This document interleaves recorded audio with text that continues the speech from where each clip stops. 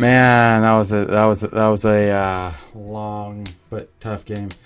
All right, so guys, I am going to now cover one of the two articles that I plan to cover today. Um, so first of all, I have to stop the music, and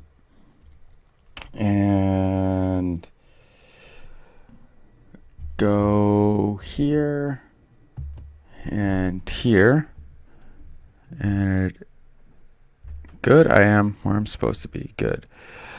All right, so a Tata Steel Chess Championship photo retrospective, and for those of you who don't know, the Tata Steel 2022 Tata Steel Championship ended yesterday, with Carlsen coming out on top, the current world champion, and he actually it was actually a different guy. I can't remember his name, but he won it. Last year, I believe. So he came. But what was kind of interesting about this tournament is I was actually invite only. For players like Hikaru Nakamura, for example, the arguably the best blitz player in the world, like he didn't play. He only covered the event on his Twitch channel, but he is actually in Germany right now, ready to play in the FIDE Grand Prix. That's what it's called. Anyway, Tata Steel Chess, a photo retrospective. As chess tournaments go, Tata Steel Chess has run pretty much forever. Not literally. It has been held annually since 1938, with just one missed year. In that time, it became one of the strongest chess competitions in the world. All right, how to watch the 2022 Tata Steel Chess Tournament ended yesterday. It also became one of the most photographed tournaments. Why? Well, in addition to its lifespan and strength, the tournament has been an interest to the Dutch press almost as long as it has been around, and the photos took from 1949 to 89 are available on Wikipedia without restrictions, presenting with some commentary several images of Tata Steel throughout the years under its several yet consistent iterations. From national to international, Soviet dominance into Western. Oh yeah, for some reason the 80s sticks out like a sore thumb to me, but like whenever Russia was actually known as the Soviet Union, like chess was just like their thing, like it almost felt like everybody knew chess. Everybody had a pretty good understanding of chess and chess lines and everything. From national to international, Beverwyck, Huvens, however you pronounce that, 1938 to 67. The first field in 1938 was entirely Dutch. 10 years later, the tournament had become international, but still had 6 of the 10 players presenting the host in Netherlands. Let's keep going. Man, it has changed a lot over the years, for sure. One of the 5, an international master, won the main event. Another decade after that, only 4 of the 10 players were Dutch by national origin. But 1958 was still a good year for the players from the host nation. 2 of the 4 were co-champions that year, GMs Max and John Donner. Sometimes I have trouble pronouncing names. They drew their individual game in 28 moves. Combined, they won or shared first at Beverwyck, where the tournament was held until 1967. A combined 7 times in 1940, 42, 52, and 48. And Donner in 1950, 58, and 63. By the 1960 Beverwyck tournament, just 2 years later, however, it was clear the tide was turning towards a much more dramatic international flair. The key game of the final round in 1960, wow, 1960s. So this is like 50, 60 years ago. Wow, and you can see like the spectators and everything too. That's pretty cool.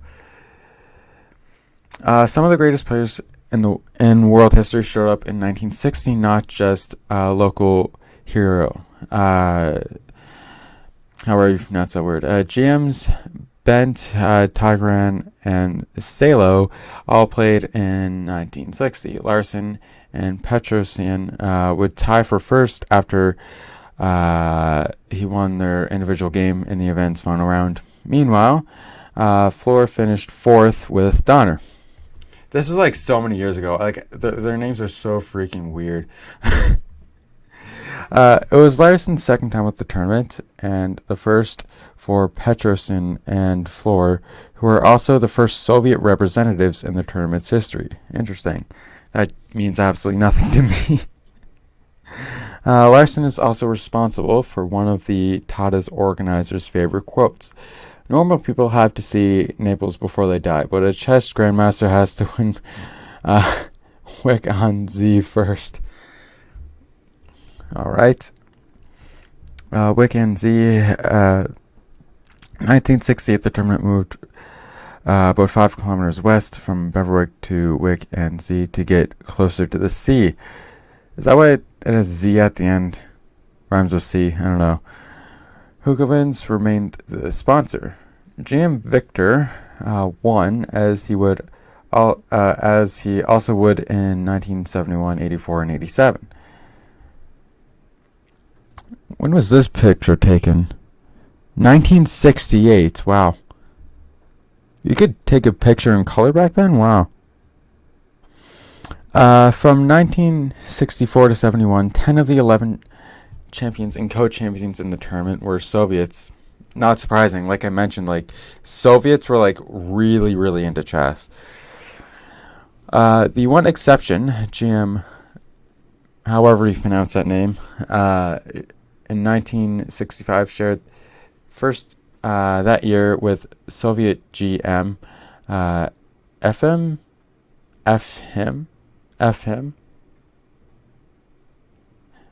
Is he swearing whenever you say your name, or is it what? Anyway, in just 5 years, the USSR had gone from skipping Hoogovins to dominating it, presumably all part of their plan to own world chess. Of course, 1972 would end their hegemony in more ways than one. Potrish won outright in Wick, while GM Bobby Fischer, one of the greatest players of all time, who had never played a Wick, if you're wondering, claimed the world championship. Yeah, Bobby Fischer was probably easily one of the best chess world champions of all time. All right, the Soviets took back Wick the very next year when GM Mikhail Tal won in 1970. I feel like I've heard of this guy before. I feel like I have. Anyway, he won in 1973 with 10.5 of 15, 6 wins and 9 draws. Not bad. Wasn't even a part of his amazing 95-game undefeated streak. What? That's crazy. Which began later in the year, but did presage it. The streak was a record that would last for 43 years. What's the record now? That's just absolutely crazy. The West closed the gap at Wick for the rest of the 1970s and 80s. GM Walter Brown of the United States won in 1974 and 1980 and was joined in the latter year by a familiar face. This game was drawn in 60 moves, although... Who played this match, though? I have no idea. Just as the Netherlands' two best players won in 1958, arguably America's two best at the time, GMs Yasser Seirawan and Brown, were co-winners in 1980. It was Yasser's last norm to become a grandmaster only 8 years after learning the... Really? That's pretty cool. Only 8 years after learning the rules. Walking on by is GM John Tinman, Timman, who won the following year along with fellow Dutchman GM Jenna Sosonko. I think that's how you pronounce it. Also a 1977 winner or co-winner with Jeller. All right, it's pretty interesting. Let's keep going. Scroll up just a little bit. All right, Timman won the tournament again, this time outright with an undefeated 9 of 13. No Dutch player would have claimed the tournament for another 36 years. Undefeated 9 out of 13. I'm guessing that means he only won in draw or won in drew matches. I'm guessing. In the meantime, the tournament continued to draw crowds, unsurprisingly. All right, let's keep going. By 50 years after the first photo in this retrospective, interest in the tournament is booming. In 1998, it was won by two future world champions, GM Vladimir Kramnik and Vichy Anand. And honestly, Vichy is easily the greatest Indian player to ever play the game. Like, easy. He was world champion at one point. Of course, Magnus won that world championship match after Vichy won the world championship, but he was still a really good player. I'm not even sure if he's playing now, but anyway. The sitting classical world champion of the time, Jim Garry Kasparov, again a really, really strong player, won his first of three the following year. All right.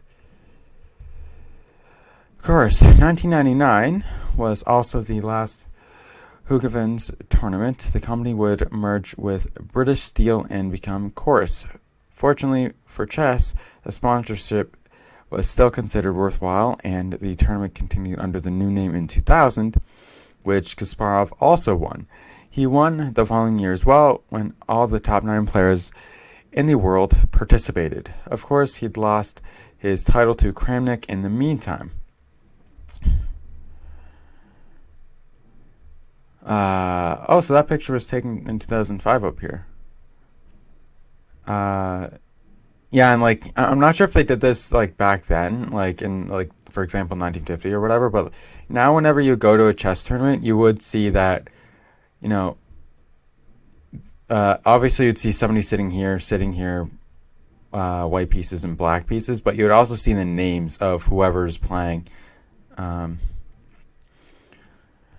All right, the top Dutch player at Course 2005 was GM Loïc van Wely, who later that year won his 6th straight Dutch chess championship, at which he scored 50% while beating GM Nigel Short in their game. The tournament was won by Peter Lico. During the 11 years as Course from 2000 2010, 3 players were tournament champion or co-champion a combined 7 times. They also happened to be world champions at one point or another. Kasparov, Anand, and of course, the current world champion, Magnus Carlsen, who is, of course, a grandmaster.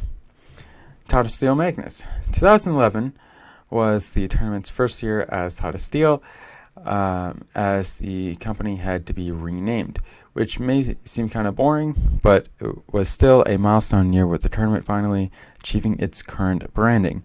Another milestone was Grandmaster Hikaru Nakamura, then aged 23, became the first American to win at Wick and Z since 1980. So I guess he was playing with the black pieces in this match. Defending his title the following year, 2012. Oh, so he won in 2011 then. Nice. All right. Newer chess fans may not realize that in 2011, with GM Bobby Fischer long retired, 1972 to 92, and Short dead, 2008, RIP. The United States was not nearly the chess powerhouse that it is today. Only 3 of their players, Nakamura, Kramsky, and GM Alexander were in the top 100 chess players. And so Nakamura's win was a big deal even in the days before streaming. The tournament's time as Tata Steel chess has been dominated by Magnus, who won titles 3 to 7 in 2013, 15, 16, 18, and 19, and now 2022. Amazingly, even though several world champions have also been Tata Steel champions, Carlsen's win in 2015 made him the first reigning undisputed world champion to win at Wick. Another interesting win for Carlsen followed in 2018.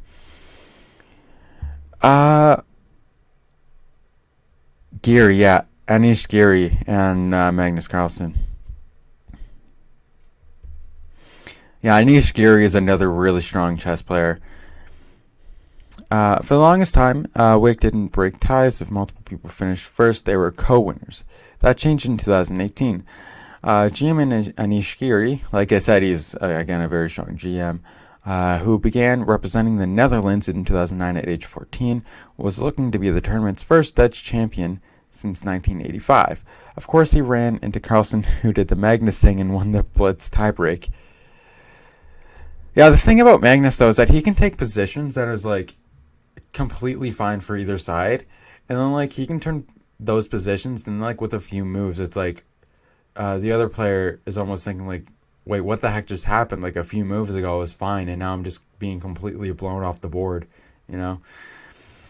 Magnus just sees, like, the smallest things that can make the biggest difference in the world whenever it comes to winning. Anyway, let's continue. The biggest news the following year, besides Magnus winning for the second straight year and 7th time overall, was Kramnik's retirement after the tournament. So this is Kramnik, obviously. It was taken before the last professional game of his career in 2019. Yeah, like it says, it looks like his mind was elsewhere, like thinking about other things. It actually does look like that. All right, let's continue.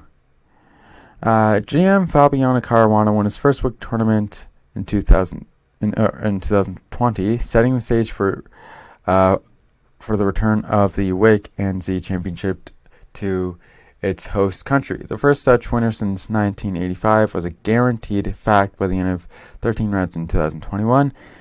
It just wasn't known who it would be until GM Jordan Van Forest finally beat Geary in Armageddon. This is him, yeah.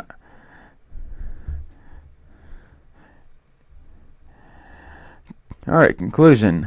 We hope that you enjoyed this photographic look back at the longest running annually held strong tournament in chess history. Did we miss any of your favorite gears? Let us know in the comments. So yeah, that was a pretty good article. So obviously it was Jordan here who won in 2022. And then of course it was Magnus that won this year. So interestingly enough, though, Magnus is actually trying to reach a rating of 2,900, which is very, very challenging. I mean, he's going up against like the top players in the world, obviously. I mean, even though he is currently the best player in the world, like you have to like in the Tata Steel tournament. He only gained like 4 points, like out of all those matches, right? So getting the 2,900 is very challenging.